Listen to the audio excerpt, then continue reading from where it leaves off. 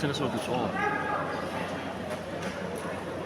Tata SK 712 Pro Volleyball League sang hi som hi pathum season 6 len som pangana ania jena hin met som hi pangana kan thi go na Tuipuiral Volleyball Club le Tuipuiral Volleyball Club le Durtlang North Volleyball Club te ani khel don ani zana hian jersey pol ke kor bul dum ha te hi Tuipuiral Volleyball Club ania jersey gray ahma a om eng ha te hi Durtlang North Volleyball Club te nia an result kan thriat angin Durtlang North Volleyball Club te hian zaina hian an chaklo chuan semi final an lut zo to don lo wani kan thriat angin nikum sakni somni pani Pro Volleyball League champion an nia kumina hian semi final lu thei lo na chance an nei che khop mai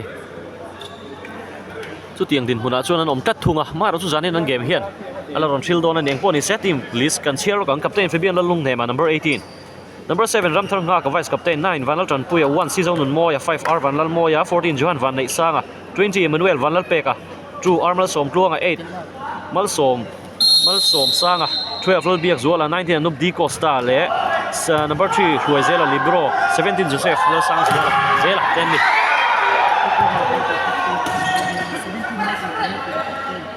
Macam suara Cibia out lah point hơi quay này thật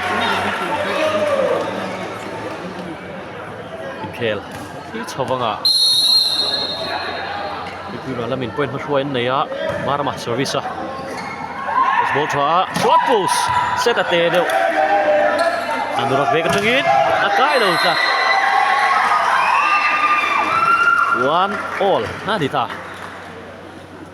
giờ này mình khéo hi Durtlang tan chaklo thiang lo tluk ani chuti ruan chuan Durtlang hi an chakani chuan Tuipuiral in Tuichang ralan ne chuan Durtlang hi semi final luna chance an la nei thunga Durtlang tan chuan final tluk ani anurak placing ala ya huizela ranin go mana lu zo lo tat mai 2-1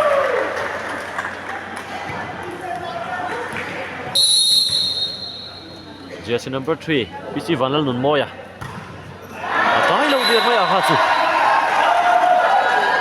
ku ho em 2-all TP first ball throw high ball an lo danga moi te lai chung in single block hụt lu zo lo chat này đông dễ là lâu block travel mà rồi chú môi tiền chỉ cái chuộc lồng này 3-2 GP service sun zom don some fight lang sam tang wala ni an libro huai zela hi GP chang chia hi ni anura da sual tat mai libro ni ron chana cross ball try free ball Fabian Site avan puyem free ball ron vuak tir thei tlat mai season nun moya mau bok roll thar sang hi som ni pani Pro Volleyball la best setter la tu kha ni 4-2 out chia nó dik teu em ron thei le de 3-4 Tana service first ball try Johan Van Nei Sanga thật rất này có bel pa này Fabian captain service set a loop được kalma mà phết 6-2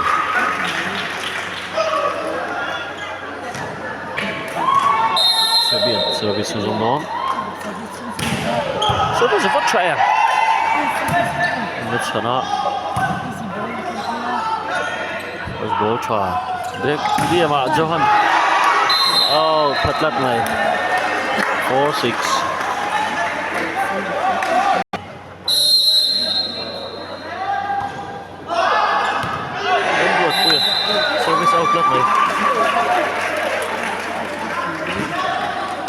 Johan. Service go na 7-4. Just ball try. Anurak hai ball chung in. Ai khai kha chu. Moi ten dai kan la veng zo lo tlat mai. Si tia lo chep lu lu tuk nge ni. Te ka lai na. Ball block ron kat thatat mai 5-7. Dong zela. Service do na got a point ni. Chiao ma. Service a try. Short ball. Ang la cham tlat. Bisia placing Kylo cut. Durtlang defense guarding of what M. 8-5. Moitea service zona. Tingkara point hum oma. Anurak. Moitea meron sana. High bola nup. Pui mama kat. Asir mama zo kan ni. Out lat mai. 6-8. Chang ralam hian coach Joseph Viel mga izuala. Naya ni hi MVS certified coach ani ya. MVS short course coach training nei tum khan ati tra pa hi na. Lo mana la ni. Anurak service outlet mai.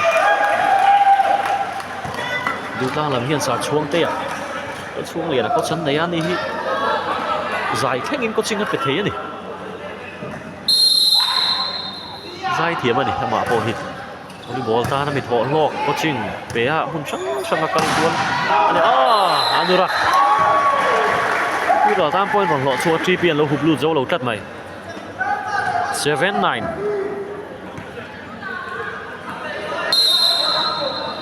Marama service ha ball try Fabian free ball bo Fabian an lum ve ma kaptei Varon Tuipuiral em zanin chu. Si te free ball voi ni vuak tir ta. 10-7. Si zonun mo ya. Tik kan mel riat tam lo aron man pui nuwa zanina. Free ball. First ta voi ni. Kan muder tamai. Easy ball antena. First ball try. Tuipuiral. Atlang siang em kha chu.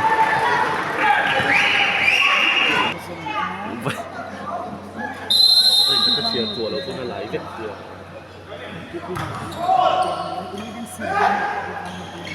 Shot ball lah. Mana di kelas sah. High bola. Set lu dah. Kan hal yang satu. Itu ya. Nanti kang saya usela. 12-7. Sita service down.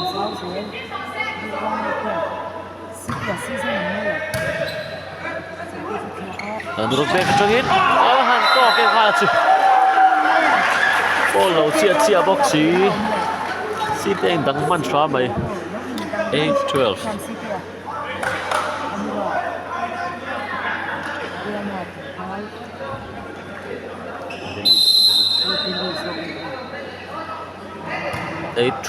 Ani le Fabian. Yo, Fabian là chứ. Nó có cú về.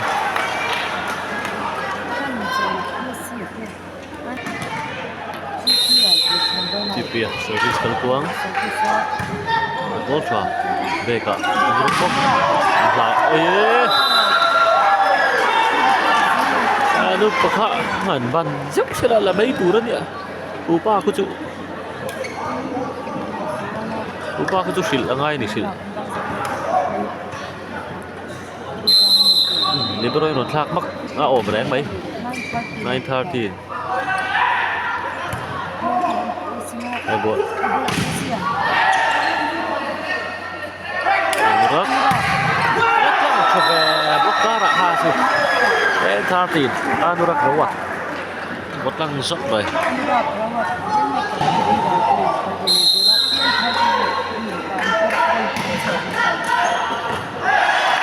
To a service outlet 14-10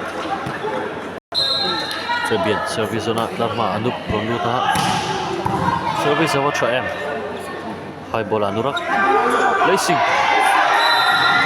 sân ban đầu taxi kìa 11-14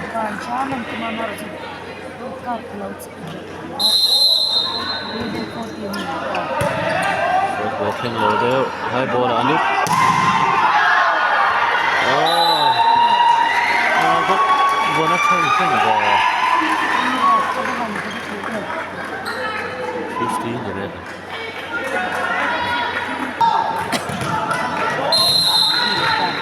Johan service zona ta ma si te ron luta anu kale moi te lom ha le lama anu ka ara ma le ke si lama placing ma chang ha le chan ta se da te de le hut ka se biet be ka changi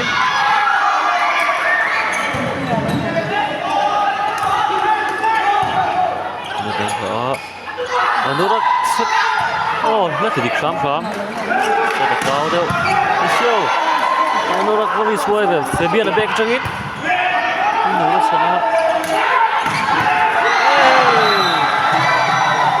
về là gì các bạn vịt này mà nó rất rawat quý tật này quý tật 12-15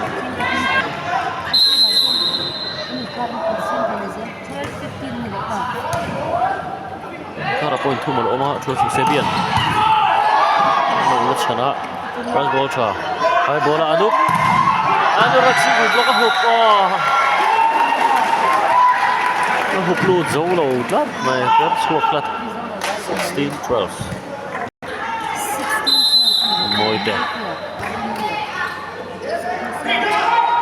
Anurak bốc tiền lâu nó hook á đấy succeed nè nó hẳn mấy em ha chứ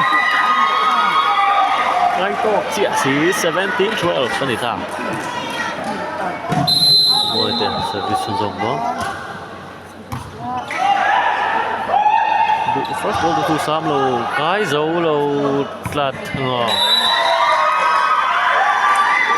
18-12. Có tăng à?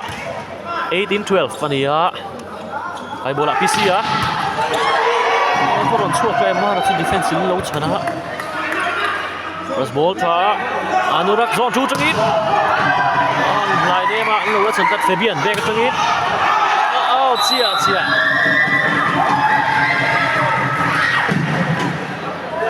game fight đó hú nó em dàn into 13-18 anh in cara point nga oma Anurak rawat ron tho lok le tran viau mấy service ngal don bisa cha Tuipuiral block hari nan duang ina zuang man low block man low tat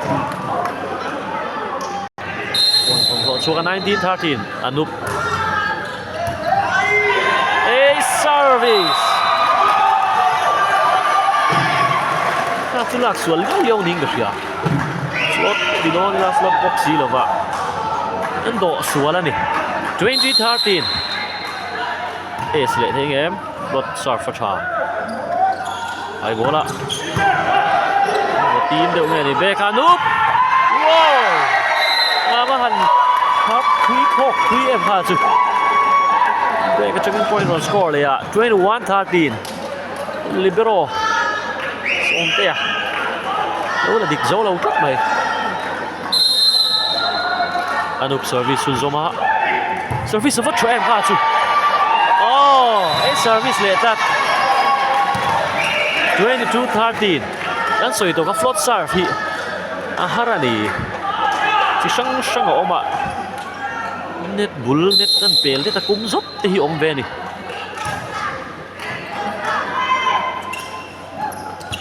PC zuang sang mà rồi lâu là đắng thấy lát na out lát Anurak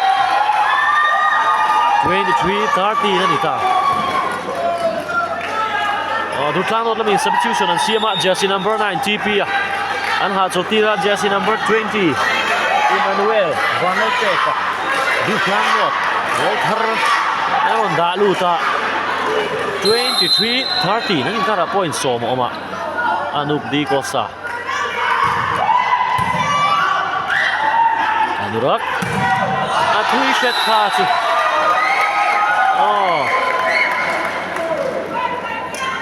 ดูอันซาที่น่าจะดีกเลยว่าดีแน่เลย24 set point 13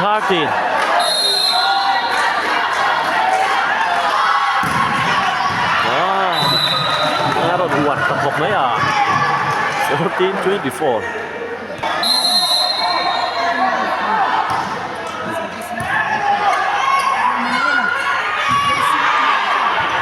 แล้วรอนเซฟลั่นฟังบอลแล้วล่ะเอามาบอกช็อตบอลโอ้ยมันเหนื่อยล่ะแล้วก็ตกเซ็งๆไปขาดสิอันจูเนียร์เพลย์เฮลกันบ่อยขัดมูนานี่ยังโปรวอลเลย์บอลอ่ะเฮียที่คัน25-14นี่เซตขัดนัดดูกลางโนเตนันล่ะเรื่องเราเตะกันโซ่แล้วกันสิเซตคิวตัวนี้กันเราเล่นเลยทั่วอย่างตัวนั้นกันมูลายเมกฮี MVA กัน Technical Chairman ชาร์โดนัลด์โคลทริงกันนี่ชาร์ให้ลำล็อกtu na hian kanan local council a hian chairman ami kha ani to lo zok su nu thatak lo nei to ni season 6 zan som pangana match som ni pangana ani ta a yan huang hian tuipuiral volleyball tuipuiral volleyball club le Durtlang not volleyball club te ani 25-14 in first set a Durtlang in sedan la a second set hian in tiang in nge tuipuiral hin non khel don nge Durtlang hin in thla dul ngal don kan soi thei lo wa ti ru chon rin om lo ve ve thla dul hi chu semi final lu turin Durtlang tan hian chance ala oma mailing che mala non tum mani zahin a hian straight set an ne nga tani phei chuan Tuipuiral khelen thil thui bia wang chi pi wang al chan pui mai tang sam tong wal Durtlang no kam point gong ho chuak ha la wan la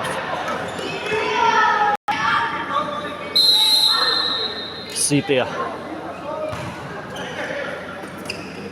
first ball niam trap Isia net fault tan lo nei tat blocker lamin Ipia lo fall tat mai and second referee is ri moi lo mu kiau mai sia 1-all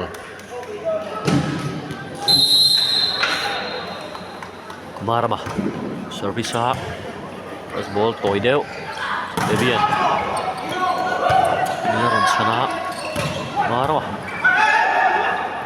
Beka Anup contact placing Isia nó hụt nút chật Marma chu Niron chan le Anurak placing all three ni ka chu Radi han chat tok lo tlat Anurak Tuipuiral tham point ron ho chuak le 2-1 service sun don Tipia han rang em trần puya Isia zuang man lo tlat block man lo tlat 2-all Tipia service dona Anurak bok sẵn man lo tlat này Anurak zuan a zang sia cherang sia kut thla kana bok sia 3-2 Mưa Isia Yến màu lầu về người đi mà Johan và này sang bác hắn vui về ha chứ xoay ta lệ ngal bir lu tuk có bel tlang val ôi nó rồi chua cả 3-all captain Fabian service jump shot chua Beka Anurak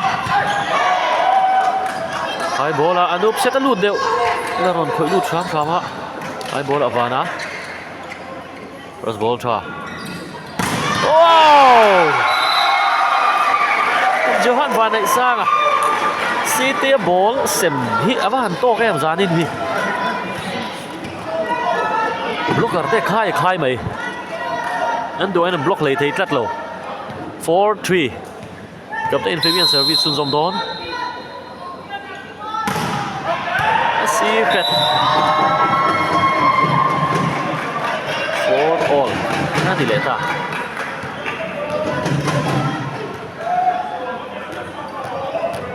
Tuipuiral tan jersey number 14 Vana Moy Vana service at win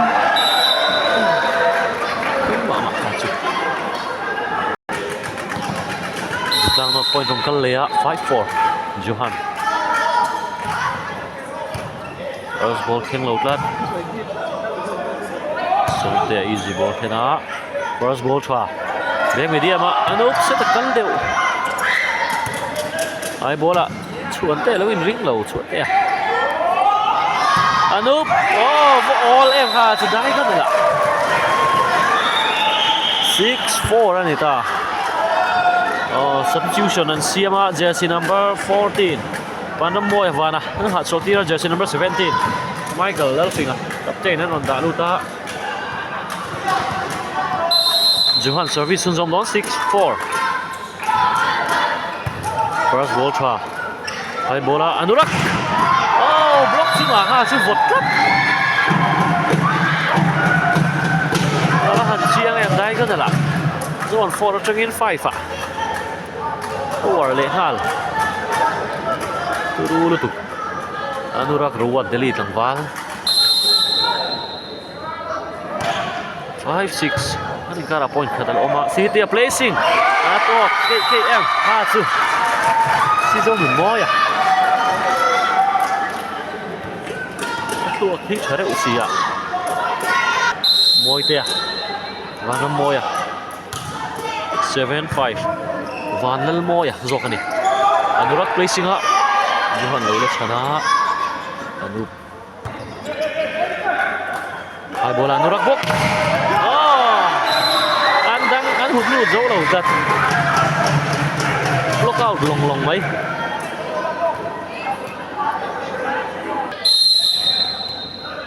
Tuipuiral tan jersey number 2 dong zela service ha Tuipuiral paru Durtlang pasar khai Anup di costa aduh chuana bona zone 2 tangin la ya ron chuklak lona 8-6 service le ta Anup zani chu service mai ni nei tak mai Anup di costa na taka thanga lo kan out lat 7-9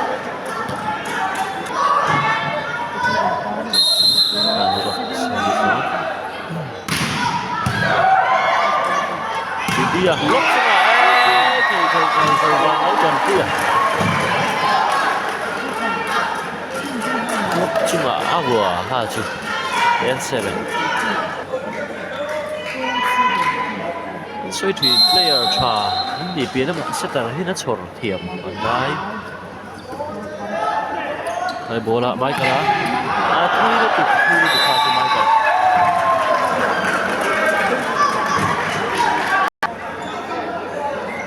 sit there service it on 11-7 service to try a service sit there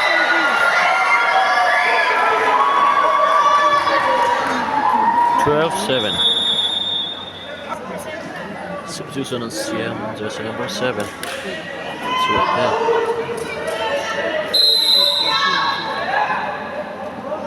that's right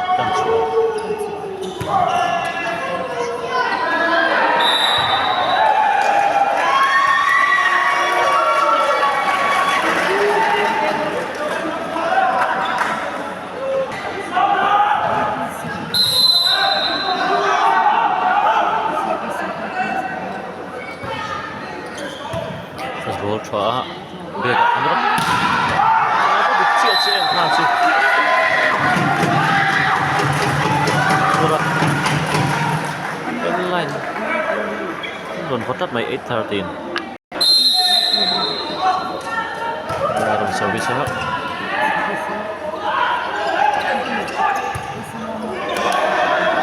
big Anurak contact placing final but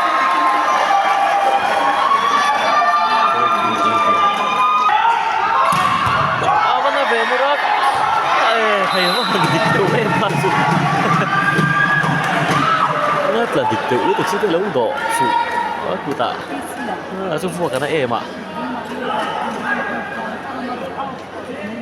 9-14 this is service boy ten Durtlang kemudian kena oh ada Durtlang kan Johan asyik itu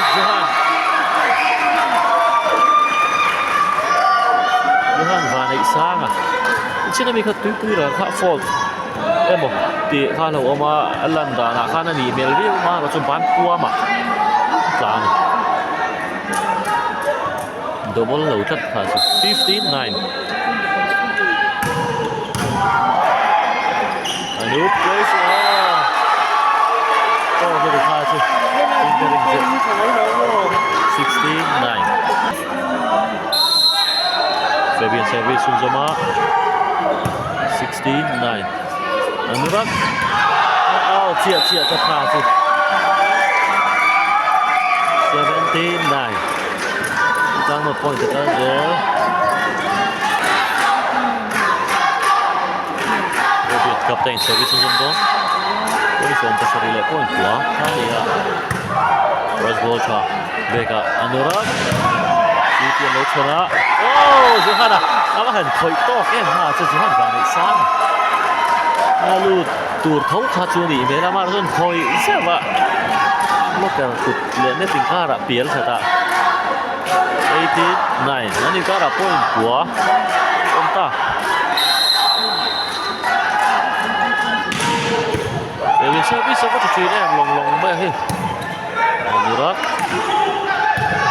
Rosbol nó đều mà hành răng về mỗi cái hạt gì tia kinh khatin nor zewa mỗi tia zuang 19 này cả là point so mà cái bữa là mình time out từng call lệ time out rồi lệ ta time out rồi lệ ta thế nó tùy chun zaman Tuipuiral là mình substitution anh xem mà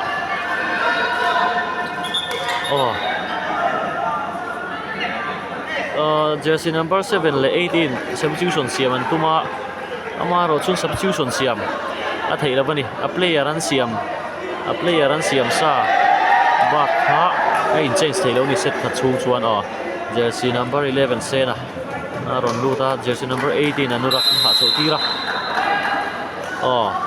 first refin delay warning a pe a hatiang turkhani substitution siam chuan ani dan turang thlapin aron kalanga ready to play in substitution zone aron turani in khekan thrichun zomang 19-9 ania captain Fabian service out that 10-19 kan rin park back in aron khel chuaka zena hian chu sen on phoron anup bukan kutafu latha chu Fabian abahan siang em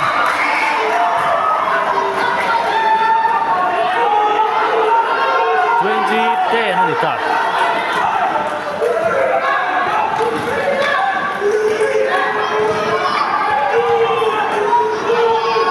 Tuipuiral kapten ini komplain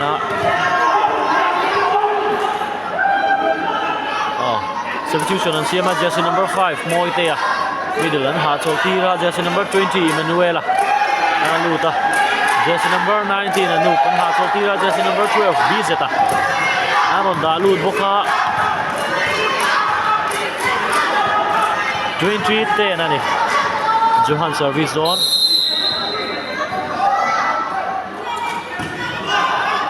Thui mama service out left 11-20 kan soi phau thina academy Eric Pau tu volleyball academy hian city Durtlang no setter te Fabian te hi student anni iha kan soi ritel lok du ni 12-20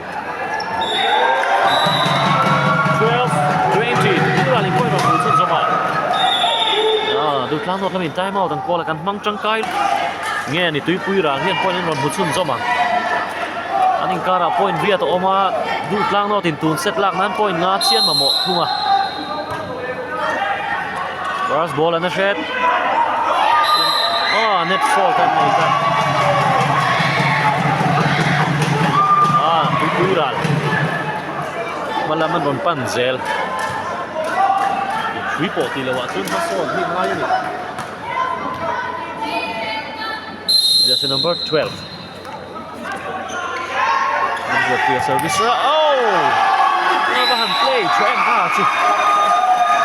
Som tệ. Trần chuộc man lâu chắc mấy tuyết chắc là tuyết là lính đỏ som tệ chết đó. Quên lộ gì ạ. Một số đồn Trần man tăng hàng lâu 21-30 nè ta. Emmanuel.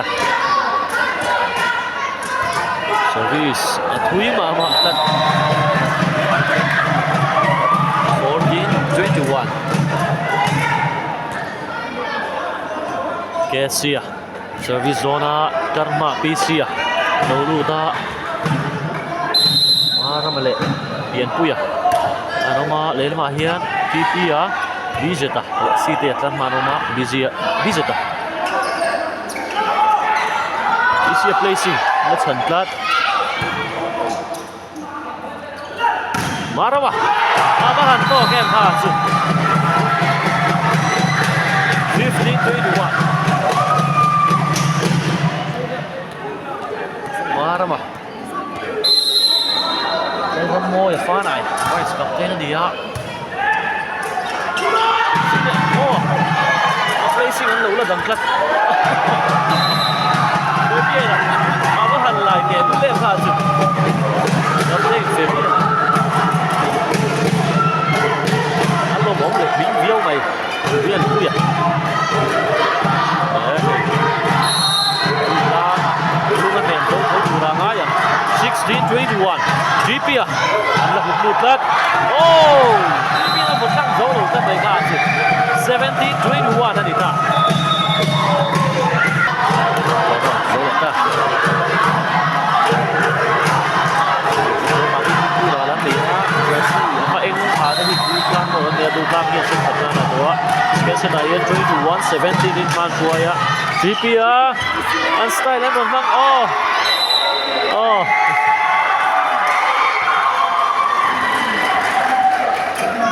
And second referee lâu một chiếc ngọc first referee khăn nó tập sát lịa rất xìa. Second referee là lâu kia tí ra. Substitution on CMA. This is number 11. Yan kuya ang natsuwa ka. Jersey number 18 Anurak ng dalud leto ha. 22-17. Anurak. Siya wala luto. Let's handiklat. Alaya Anurak po. Allah lain klat. Hay bola Fabian. Racing let's hana. Isi Allah butang lautat. Bukan sampai ke bisa ta. Hay bola Fabian Thui mà 18-22 đi ta. Tuipuiral lên nó còn thầy sầu dễ. Tuipuiral game hi còn xua lệ chuan. Ama in cần chia tổ ha. Tuipuiral game nó còn cần vậy dòng in. 18-22. Rồi, đi xa. Trippier. Xong tay bắt chân cho em. Oh.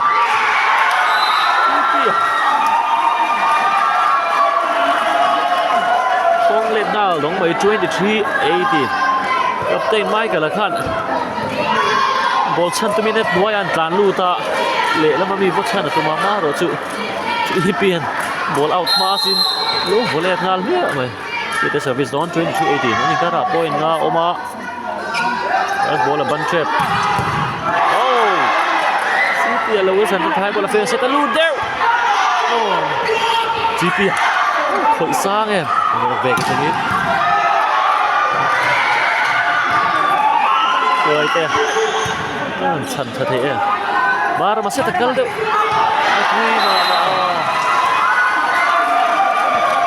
mà 24 set point 80 นั่นนี่ตามาเราไม่กันสวยค่ะuniversal player นั่นนี่ถ้าเป็นน้ำมันน่าบางทีเซตร้านโดนฟังอ่ะคืออ่ะ second set ไอ้รถชนปุยอ่ะถ้าโดนเซตตีระมาเราไม่universal ที่นั่นเด็กตีระ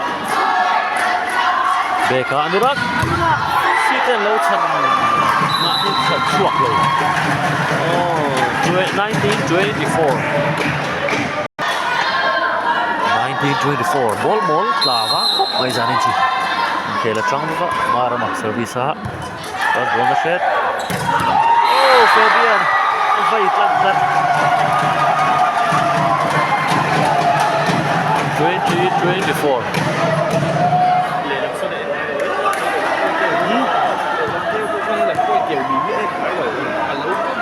Anh đang được kêu về mấy kêu xuống về vì đang có hai đó là kêu xuống về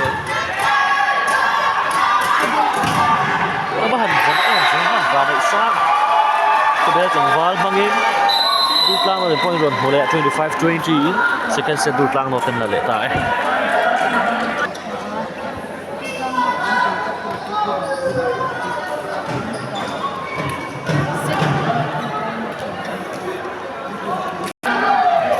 lâu chân lệ tận nọc mấy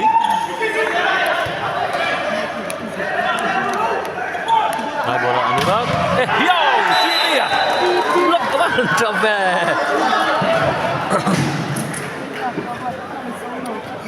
guarding tan po lak ngày nào lâu kha chui eng anga in ring pon lâu veng se la vua kana perlet po khana lut tuk ringot 3pm block pui thel tuk one lak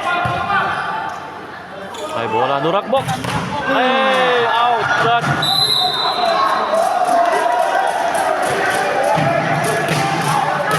line xuống ở tan cả bộ em pha chú thì nó rìm lé thì gặp lộc lạc ha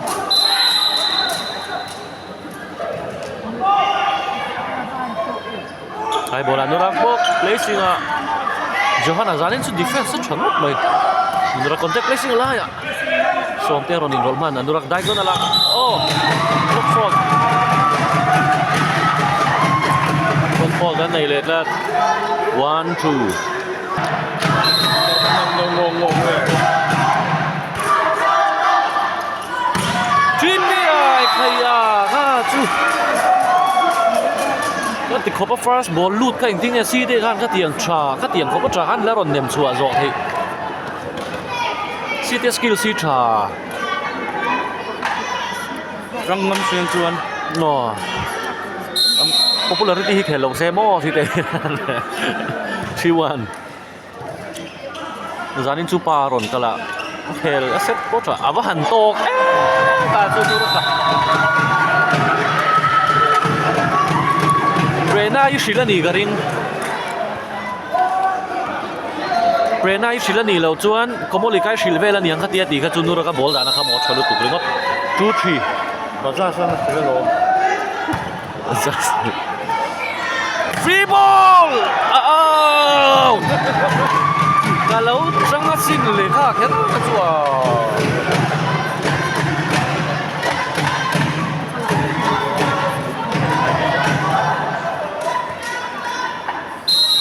oh tingin na lang yan adik ini orang an huklu jauh lah 4-3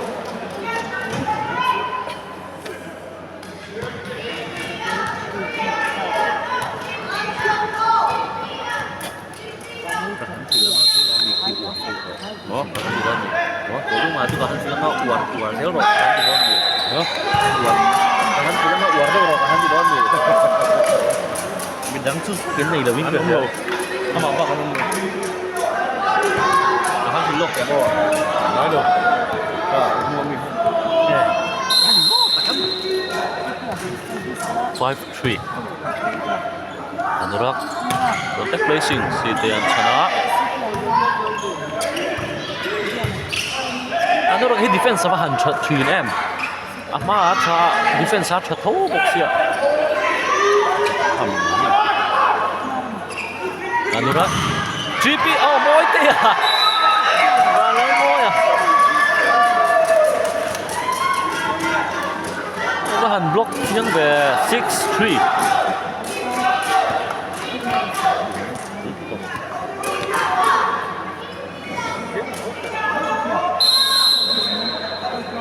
3P service là chân tê về nó đã cả chú nó coi nó rồi cũng là rất mấy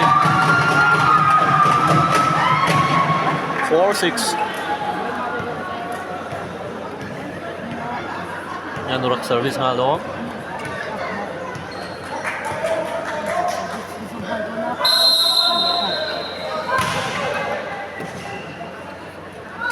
Fabian nó đặt ball sana phình anh là đằng kia đó môi kìa attack chú thỏa mà rồi chứ block cả lâu nghẹt mày Durtlang gradual of Durtlang North môi kìa nó còn set là 7-4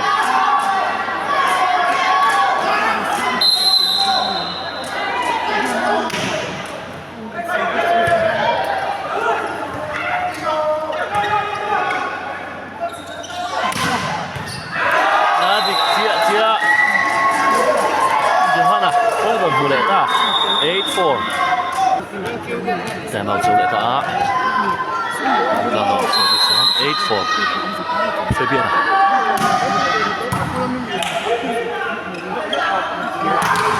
ano ba lâu hụt lệ ta lấy sinh rượu có hẳn to em ha chứ nó đang ở quạt set đôi này món tiền lai rồi play rượu mày ạ defense nên chân hẳn cắt lâu 5-8 Michael kapten Lion anup abahan na em mana nupa 9-5 Durtlang not point rong kan le ta Johan Pobel Tangwal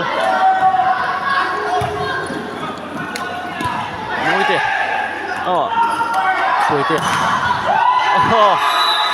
Đây là sùa cắt máy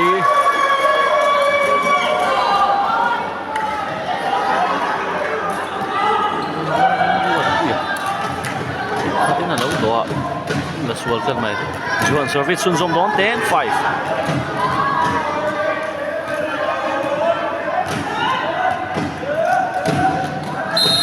Johan và nãy sáng cara point nga oma beka nurak net line em rồi thế rồi sana beka Fabian asi set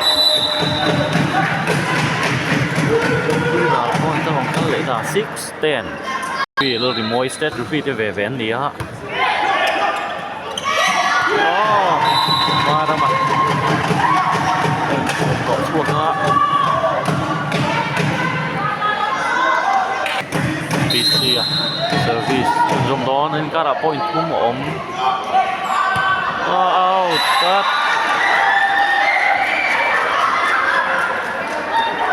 error hậu tế hiện anh này lệ thủy là anh game các là địch luôn như đuổi cái nó chuộc dỗ lâu đấy em ó thì nó rêu rụt đấy cái lâu này con này sẽ Durtlang in pan phơi chun zoom zel 11-7 rock back trong in like contact placing Johan nga dive man low cut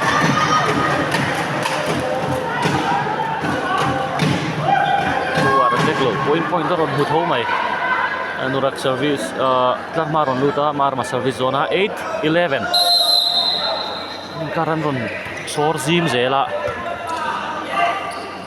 anup zone tu trong in ava han em lại ném thật sự lâu đeo này khá chứ 12-8 Durtlang nó đến karon cột dao về lệ đét Anup service zona atlarma Fabian Oma ball tu sam lo Anurak high ball set kal de Fabian placing high ball set a Anurak khai defense oi zera abat single hand safe le hal Anurak straight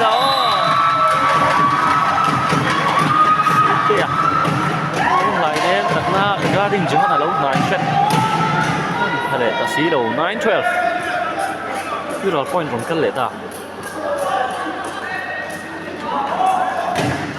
râm ruột quỳ bung zung tlang vali a service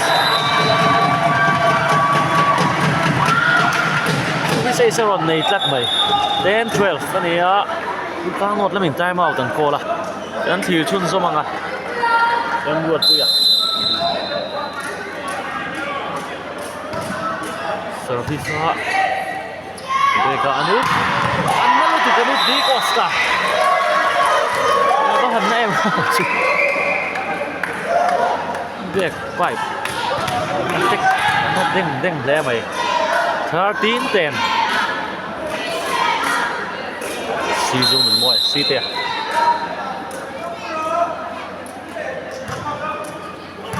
first ball high ball anurak straight up changin chin kom khon sila in line at lat mai 11-13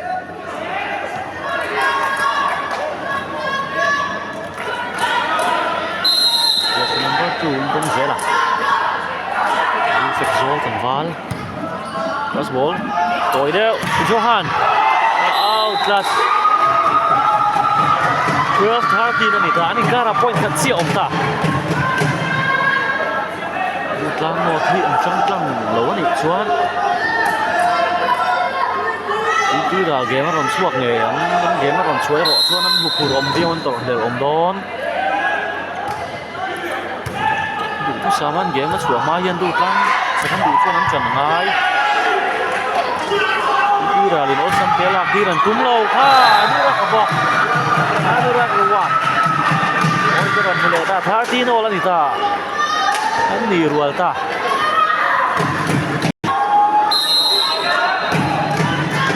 zera service su gom song thum ve ani ya Durtlang no tin set min la to anup man lâu chana contact placing han all em ha chi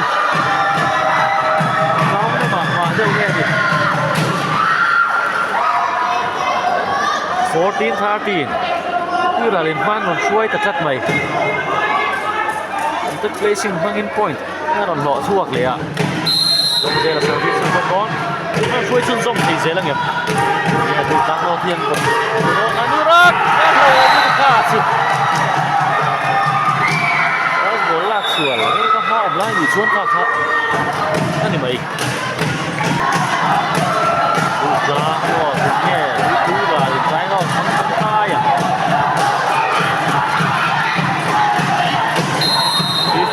15-13 đúng rồi là service không bóng first ball at far high ball at Febia wow anurak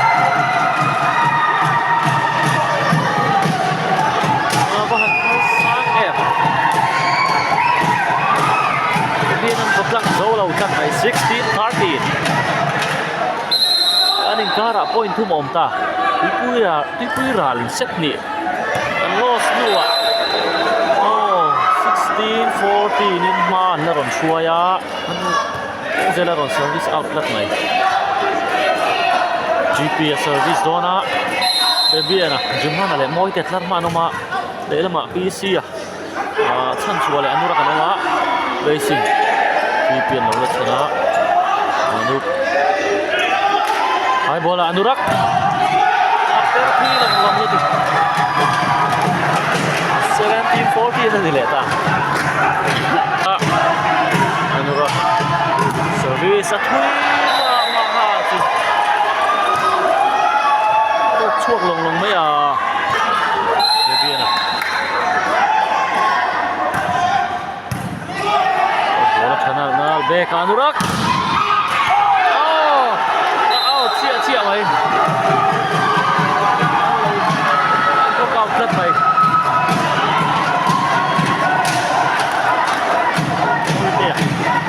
nó thì biết quá nó chân lụt hello rất mày đó là thật chia 18-15 anh cao thảo point mà nó ổn gặp lên mai cả đó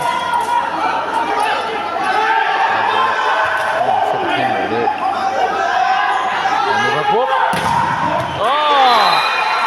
chia được cả chứ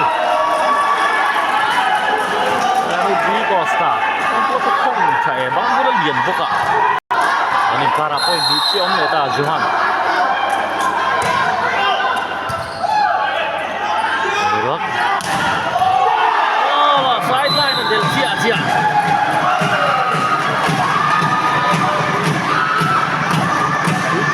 Tuipuiral in man son zel mai sia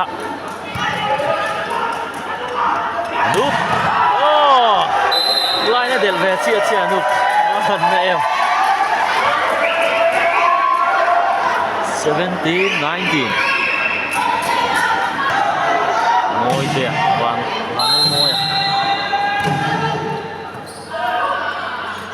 Durtlang placing còn lấy sang để tạo sự biên đó còn tất placing ở lại ạ nó còn sân man tất này Tuipuiral apa han orang em balas dan kuya 18-19 na dita Una changa tay đầu tê ạ hian tu set tình huống sẽ đó này ra nên biết tình huống rồi ngay do con mấy thầy ạ Durtlang oh Johan cái đó chắc này Durtlang cũng không có gì ạ 2018 Marma service gone first ball try GP bok racing abahan to kem Asian lo kupa hụt nu joksi lo đấy thì luật quyền thân cũng phán thi đấy nó là mạng sọ còn các lệ xia 19-20 nita là được service zone karma lệ là mà hiền anh Durtlang cả rồi lút thua mà đấy bola Durtlang oh mất china men china oh game china live về win 119 tu đã còn có chung con dễ không được quyền service á ball được thu sam lâu nó sẽ không thể biến nó phải thu đó thể biến một hai bola đang sâu lâu thật ta đã tăng chất mấy pha chứ 20-21 anh ta ta đã point thật chuyện lệ ta đó Artima West Cafe ball throw hai bola Durtlang oh block para dấu đầu ra tăng dấu đầu tắt này 22-20 service zone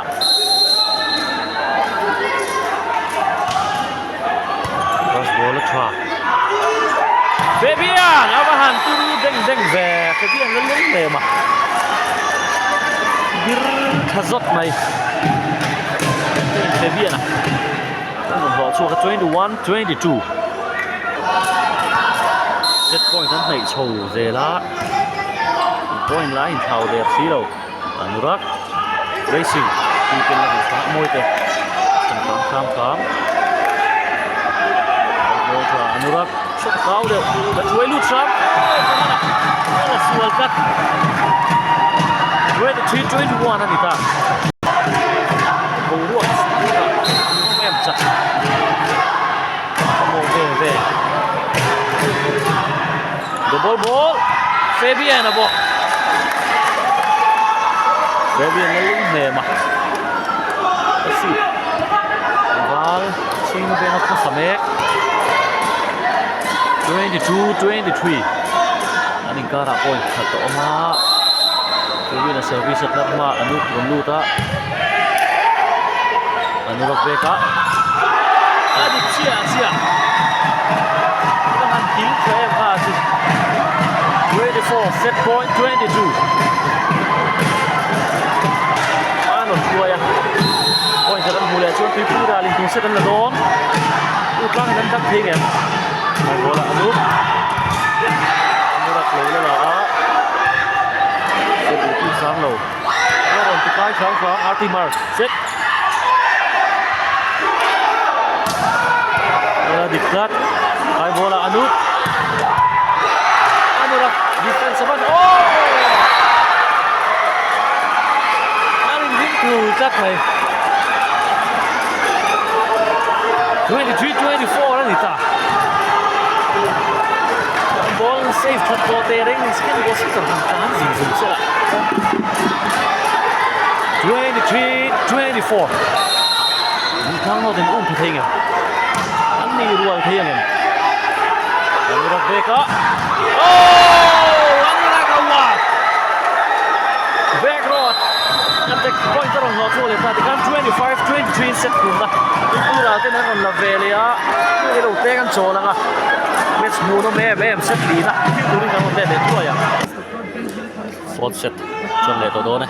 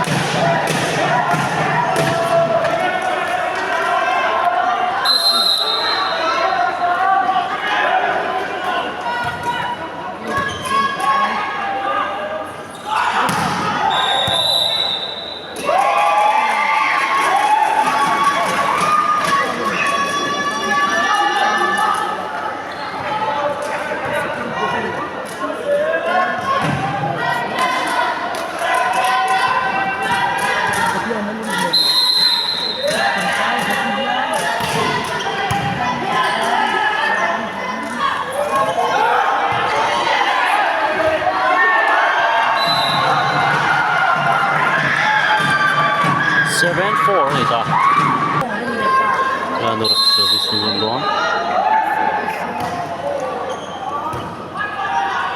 phải bù lại nút để đó đâu mà 8-4 cái màu gì đó cái set này đó Tuipuiral set thật này đó 8-4 in set lý na à Tuipuiral in han thua ya Johanna bước ra mà hẳn thật tại em 9-4 anh nữa anh thả kẹt đâu mà mỗi thế à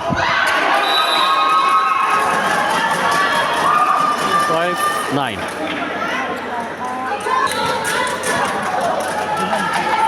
Johanna service ha anh nữa cross ball cho anh nữa không back up ya bước ra pin chuột chất này 25 Captain Michael cross ball cho mỗi tia răng ngất tụt răng lơ mỗi tia 6-10 nó ra cái tay phải là mà ba này sát sọ nát lắm này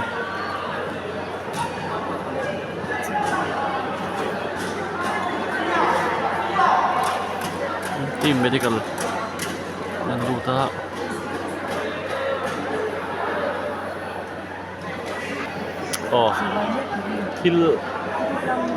thil phủ lâu đâu pakhat kan soi mai ve nge ku tiang khuan opponent te le lam player hi le lam alo vocal ve mi lo tur ani hi le du hu mai kha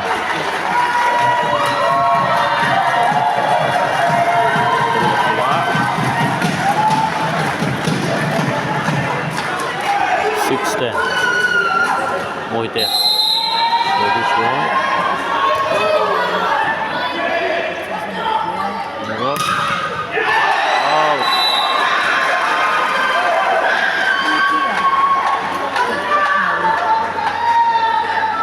sauce game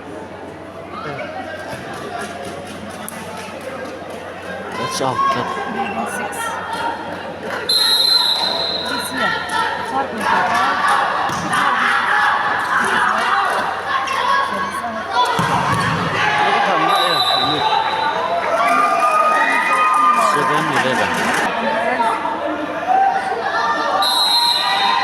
Division 7-11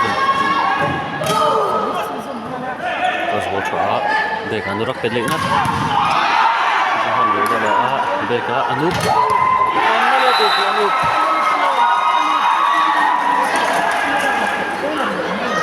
8-11 kita harus persim zero anup service semua terus bola bola Tuipuiral lưu đó đằng hơn tất lưu đó lưu xôm tè sẵn cho em có một khen lầu đó thế bia đó anh thích cái gì lại rồi tè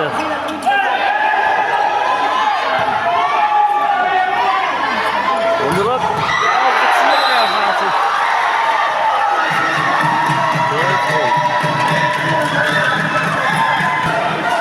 Siti net ban tok te kha tiang kha ko ka ni san lo ni tok vel hi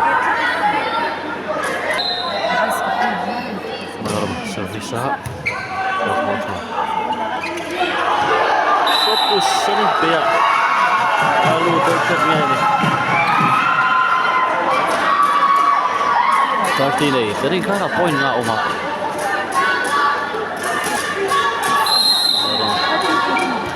semua bol itu sama nih loh kan hai bola juga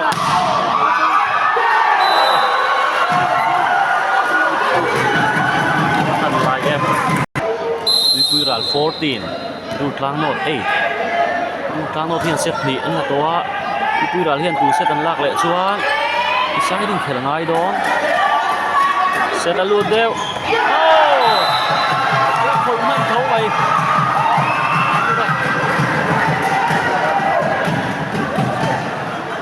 15-8 ani ta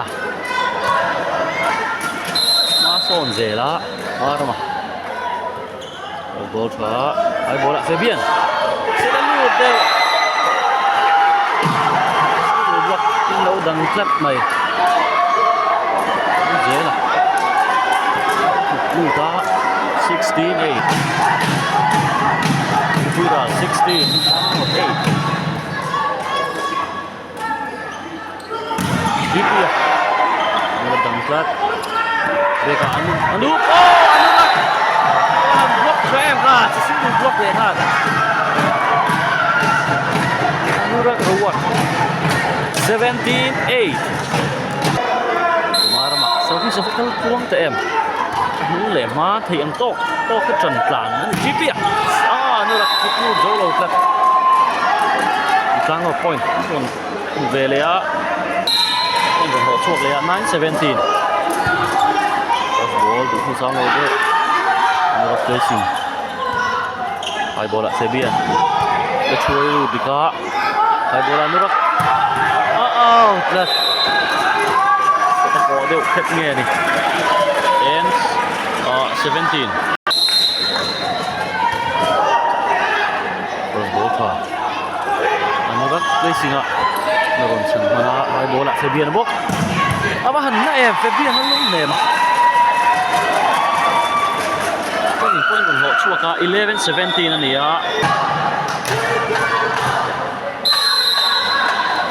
Atima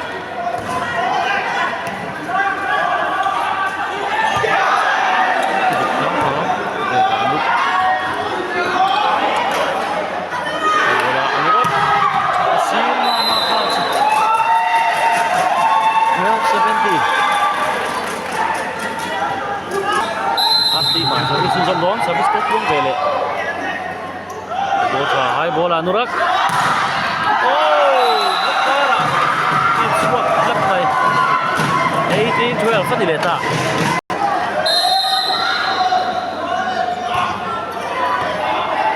ball thả Dipia set a tê đều thì đi khám á hai ball là Fabian Nuru ka blok kara don pit don pachuak zot mai 13-18 hai bola Nurak straight dan jangkau le defense kami Nurak ka bola pingsia straight la mat kon sil le keu zela persian 19-13 bung zela service ball Johan single block Christian huklu jauh lah utat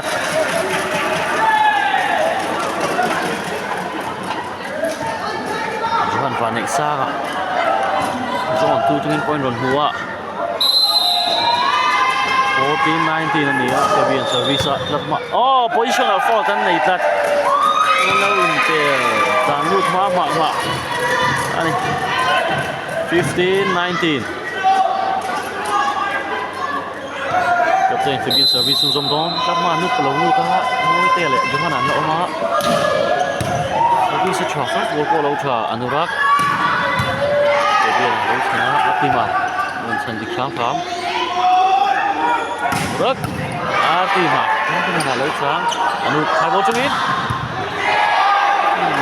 chu ta khai fa su chơi mà bạn rất 16-19 anh ấy anh trở về anh nữa cả defense này trong cái dọc mà anh thì bây giờ service another lighting in placing up Menurut apaan orang em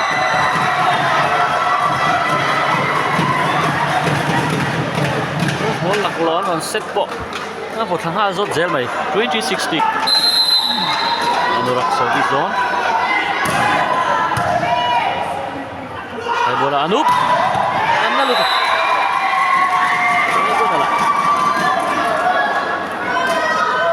17-20 Johan service zone Anura ka beka. Out flat. 18-20. Cuma. Kan dia ni. Anura. Kau dia. Out.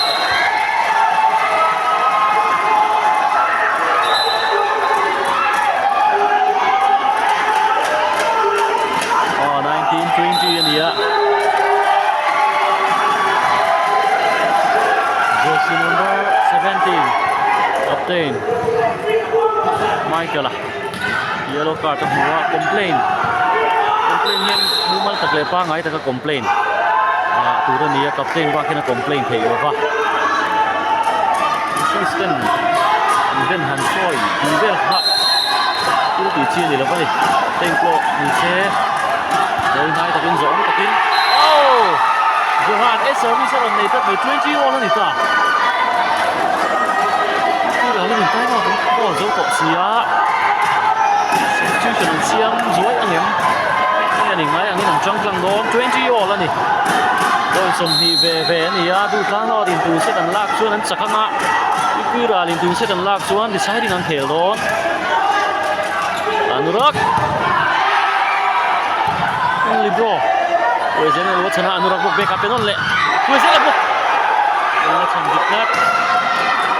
Cross bola chua. Anurak back changin. Contact placing. Wezen. Mal em. Anuk lo bin wing lo deu. Alaya. Hantai su. Tua ron chai chang kha ma. Chân chuộc lật này 21-20 nè ta.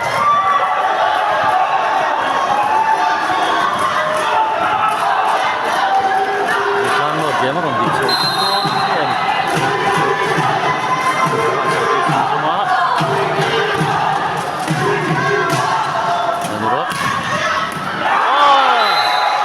Đang dễ tập sát rồi 21 nó là gì lẽ ta.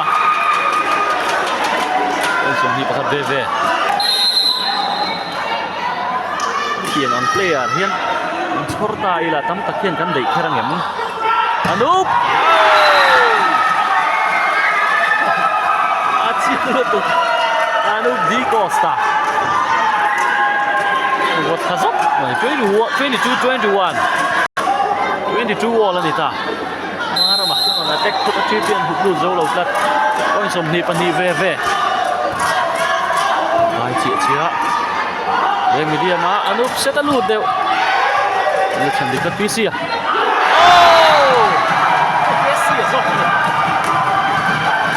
Kon no cho le ta. Ko ko ve la. Scoring so that by 23-22. Game ni ni apa han mono men. PC service dona. Set up na kon ni. Namwa. Chiều như đó fans đua mấy ball thủ sang một TP á rất đẹp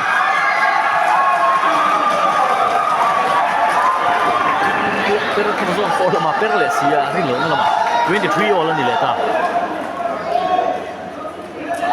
Durtlang no ni substitution an siama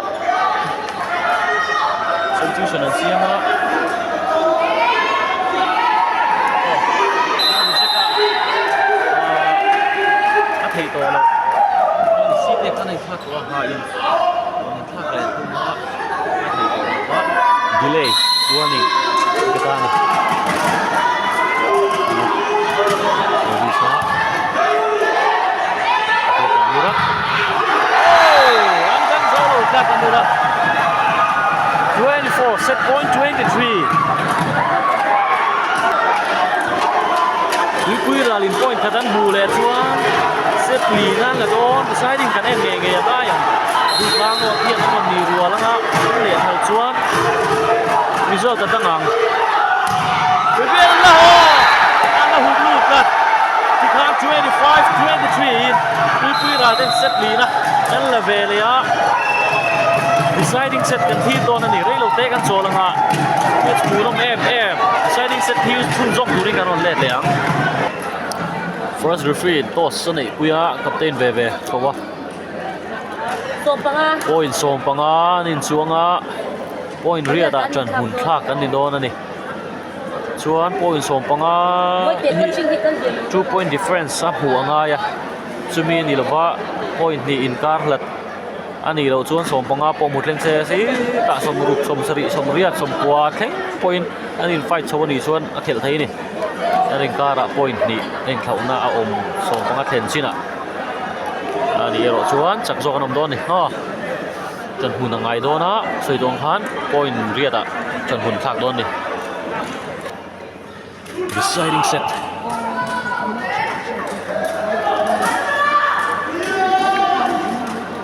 Soidong han point riata thak don ni.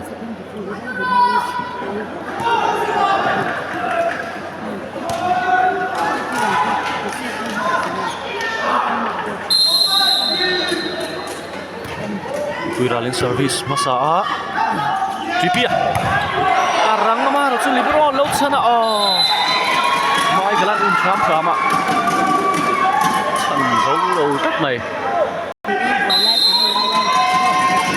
Tripia về cả nó ra nó sẽ lụa cái viên là lâu là Johan Johan du trăng ít mai galan load sana try lâu lắc đây là cao điệu lắc Tripia chú lao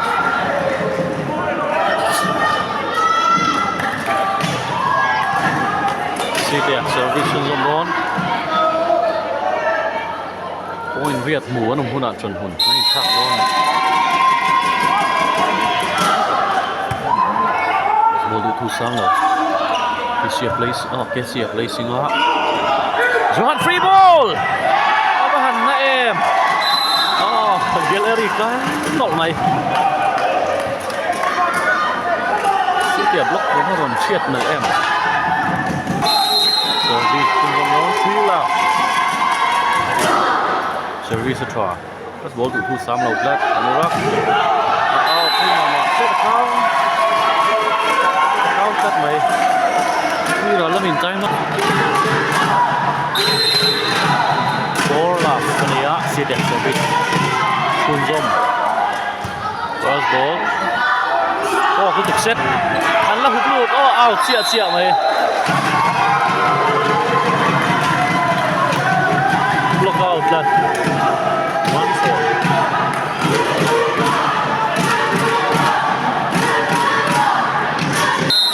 1-4 West captain marama service zone ha first ball try Tripia Tuipuiral lâu zuang lụt lắc Tripia service zone 5-1 first ball to thu sam lo high ball Anurak pea contact placing alai aba all em 2-5 sự tăng một cục zong in kể lâu hơn người ta sẽ thấy mấy thế này Cassia service zone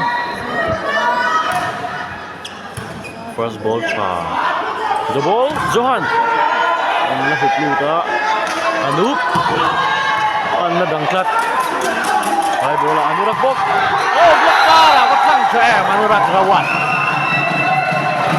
ngập xa này hepa hi mo chặt bao ta này defense chassis ma chassis block chassis 3-5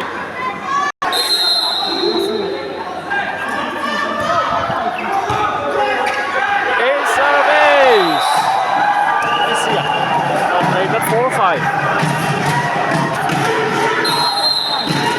là point thật siêu lệ ta Anup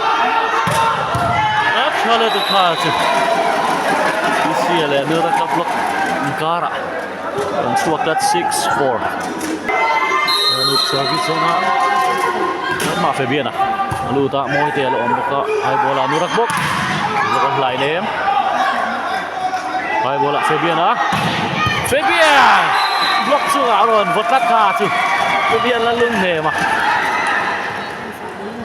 7-4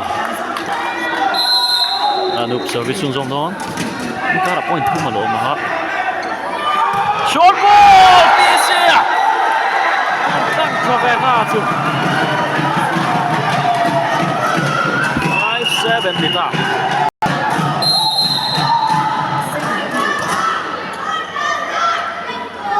short ball mỗi tè lật sana Pisia Johan on dang zau lo tlat Johan và lại sang trên em 8-5 anh đi khan chuẩn khạc đó na chol om là viên chun zom đó na nè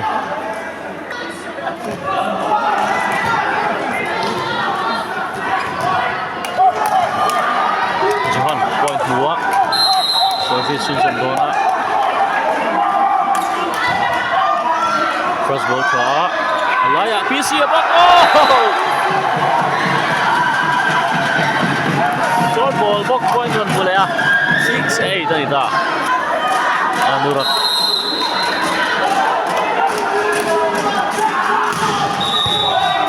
positional foul kan lau ni tak tang lau ni kira point tekal ni dah 7-8 Anurak service sembong service attack oh Isia itu lah ni ta Durtlang nó có mình trai vào tầng cổ lá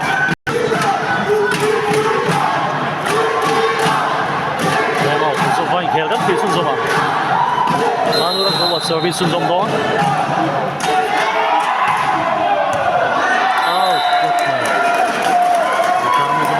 Call pun muna na mon panga 9-8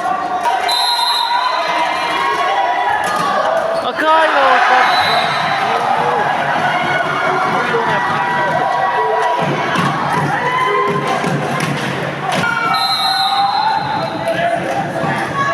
PC và mình môi phát còn thằng Val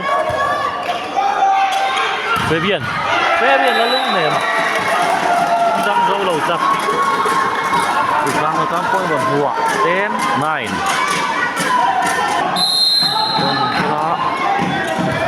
pass ball pa Zeka set the counter Anurak Aron Hukulia cross ball pa Anurak abok back at sangit Kuizera samsep Anurak la safe a 3P a harap sa likod hatsu Denon ball try thả mang cái ball là HM này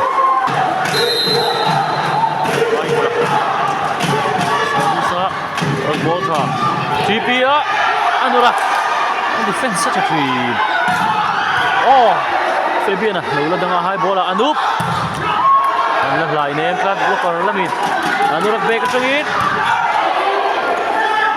oh anh là cài địch cắt cross bola lu del City placing Anurak Kaiser high bola Anup Anurak defense pun cuci nem Kaiser lo kat Bana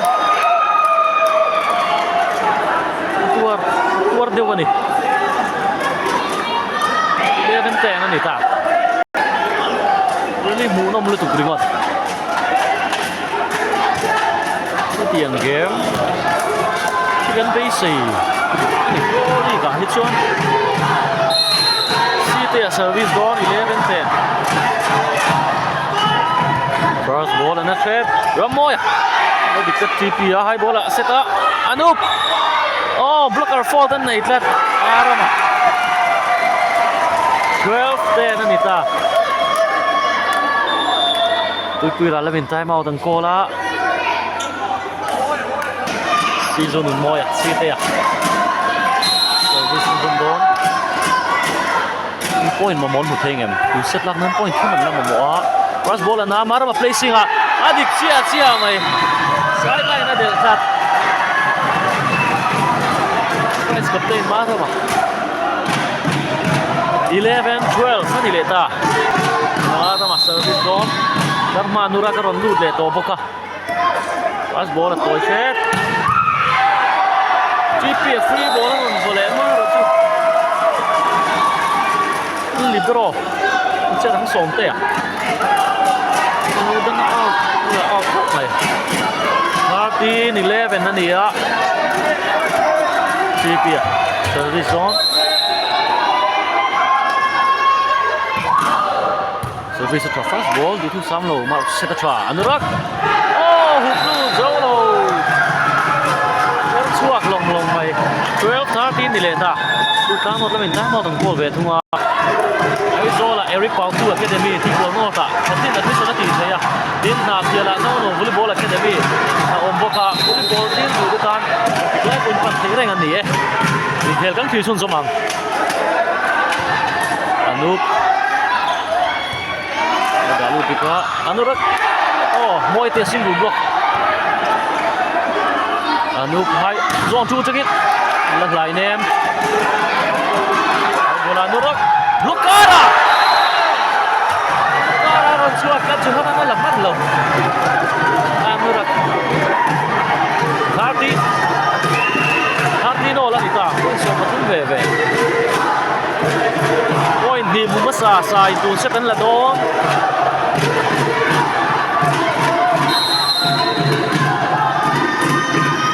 Yes,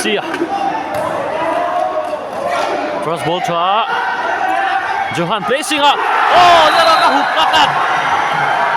Johan placing up. Naraka na low down 14. Match point 13 nanita. Tuipuiral in set niyan hong lua. Zone in set niyan on la deciding up. Match point ano nanita. Come back low quick kan bu. Tuipuiral. Han muốn không em? Yes, service trong đó na. First ball cho Anup zone two chang in. Apa han na em? Anup di Costa. 14 all ni leta. Anup service zone kan sebi na lalu pa. High ball ha. Anurak. Out lat mai nga chu. Block sira. 15-14 นั่นนี่จ้ะดูดล้างนอด15 match point ทั้งในเวลาทุ่งอ่ะ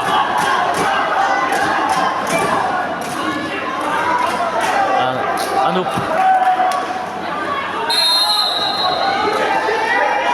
โอ้ยผัดกันหัวไฮโบลาอนุรักษ์อดิกเชียอนุรักษ์โซน5กิโล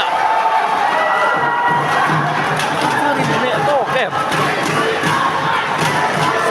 về không chính xác lắm có slow hết cho đỉnh thật là gì lâu nè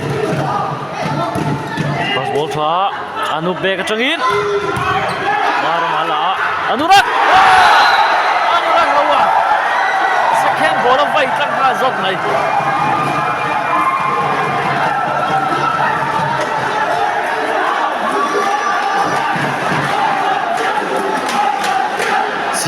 match point 15 Tuipuiral là mình match point thân này lệ ta do cần xếp lãng một còn cần bù chuan do cần đón hai ball lại về bia đó ăn là đằng cắt về bia là lũ là đằng đó mai là placing về cả Anup zone two chung in Anurak ăn sân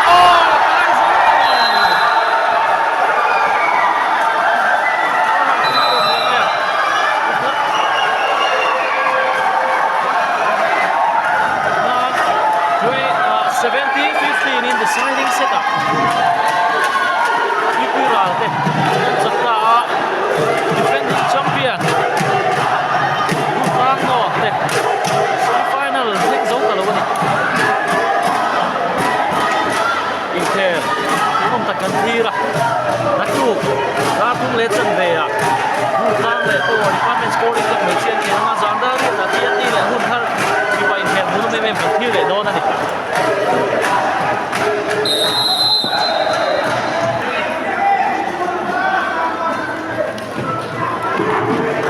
Defending champion Durtlang đây semi-final lu zolo kan mai ko ni se champion thar kan mu don tiang sa ta e